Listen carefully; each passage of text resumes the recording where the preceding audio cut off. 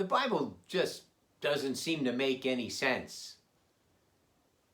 You know, I used to think that before I really picked it up and began to read it for myself. What I found was that, you know, it was never intended to be a complete world history book, nor was it meant to be a technical science book. What I found was a collection of letters and documents, essays, songs, poems, kind of chronicling the history of Israel, the nation of Israel, and their worldview. And I found that actually it's pretty relevant for today. So here's a pause and pivot right out of the Bible, relevant to especially our work style or our work life. I found it in a one-liner by an ancient Jewish official. Now I see some of you might be yawning already, but he made this list of people who helped in rebuilding his city. Here's the one-liner, and it says, Baruch, son of Zabbai, zealously repaired another section of the wall. Well, I say that gives us all kinds of warm fuzzies, doesn't it?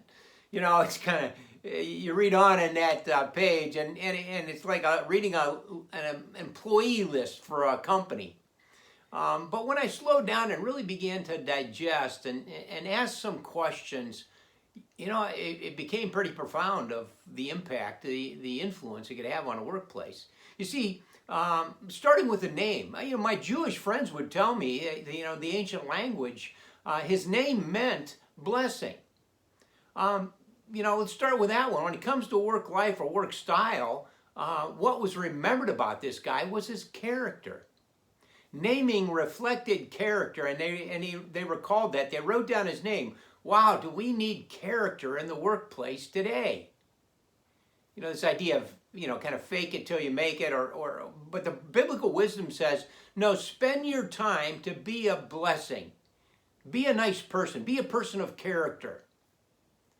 You know, easy to be around type of people. Hey, they're easy to be around. Do you want them on their team? Why not be one of those kind of people? Here's the other work style, workplace insight that came from Baruch's fame. First of all, he never intended for fame, right? His aim wasn't the spotlight. His focus was on what? He zealously repaired the wall. Doesn't say he climbed the corporate ladder. Doesn't say he tried to cozy up to the governor. It says he zealously repaired the broken wall.